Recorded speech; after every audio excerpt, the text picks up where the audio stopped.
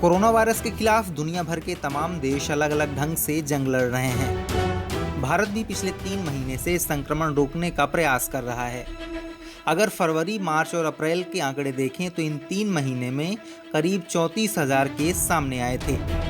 लेकिन मई की शुरुआत होते ही केसों की संख्या में बेतहाशा उछाल आ गया है। महज 3 दिनों में 7,680 केस बढ़कर यह आंकड़ा 42,000 पार कर गया है। ये ट्रेंड सिर्फ भारत ही नहीं, कई ऐसे देशों में भी देखने को मिल रहा है जिन्होंने लॉकडाउन में नरमी बरती है। लॉकडाउन में रियायत मिलने के बाद दुनिया के कुछ सबसे ज़्यादा आबादी वाले देशों में लाखों लोग सैर करने के लिए बाहर सड़कों पर निकल गए और नतीजा ये हुआ कि भारत समेत कई देशों में रविवार को एक दिन में संक्रमण के सबसे ज़्यादा मामले सामने आए, जो चिंता का विषय है। इस वीडियो में हम आपको बताएंगे कि अर्थव्यवस्था के दबाव के बाद दुनिया के देश लॉकडाउन में ढील दे रहे हैं और इसका संक्रमण के फैलाव पर क्या असर पड़ रहा है। भारत। सबसे पहले भारत की बात करते हैं। यहाँ भले ही 17 मई तक के लिए लॉकडाउन के तीसरे चरण को बढ़ा दिया गया हो, लेकिन पिछले कुछ दिनों से तमाम गतिविधियों में सशर्त छूट दी गई है। शायद इसी का असर है कि रविवार को भारत में संक्रमण के 2600 से ज़्यादा नए मामले सामने आए हैं। चीन में 5 दिन के अवकाश के दौरान घरेलू यात्रा पाबंदियों में छूट के बाद फिर से खुले पर्यटक स्थलों पर लोगों की भीड़ उमड़ पड़ी है। चीन में हालांकि संक्रमण के सिर्फ 2 नए मामले सामने आए हैं। चीनी मीडिया के मुताबिक अवकाश के शुरुआती 2 दिन में ही करीब 17 लाख लोग बीजिंग के पार्कों में पहुंचे, जबकि शंघाई के मुख्य पर्यटन केंद्रों में 10 लाख से ज़्यादा लोगों का आगमन हुआ। इटली में पाबंदियों से छूट दिए जाने की पूर्व संध्या पर स्वास्थ्य मंत्रालय ने रविवार शाम खत्म हुए 24 घंटों में 174 और लोगों की मौत की पुष्टि की। यह देश में 10 मार्च को शुरू हुए बंद के बाद दैनिक आधार पर सबसे कम संख्या है। पार्कों और उद्यानों को सोमवार से आम लोगों के लिए खोला जा रहा है।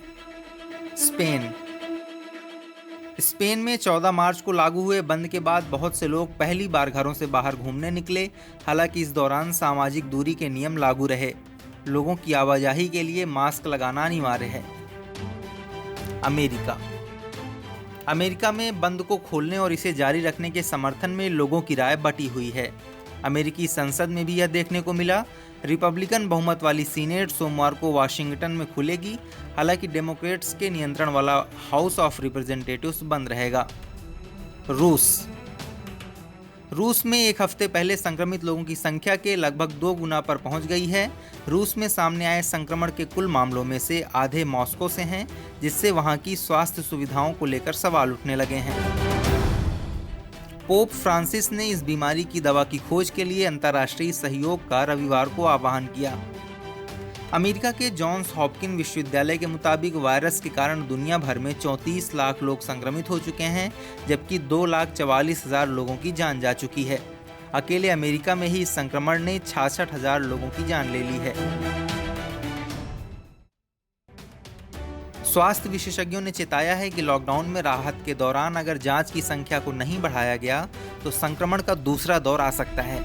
हालांकि दुनिया भर में कई हफ्तों की बंदी की वजह से वैश्विक अर्थव्यवस्था के 1930 के दशक की मंदी के स्तर तक पहुंच जाने की संभावना है, जिसकी वजह से कारोबार को फिर से खोलने के लिए दबाव बढ़ रहा है। इस वीडियो में फिलहाल इतना ही। आप अपने सवाल और सुझाव हमें कमेंट करके बताइए। बाकी देश और दुनिया की ताज़ा तरीन खबरों की अपडेट्स के लिए हमारे चैनल को सब्सक्राइब कर लीजिए। ये वीडियो अगर आप फेसबुक पर देख रहे हैं तो हमारे पेज को लाइक और फॉलो कर लीजिए।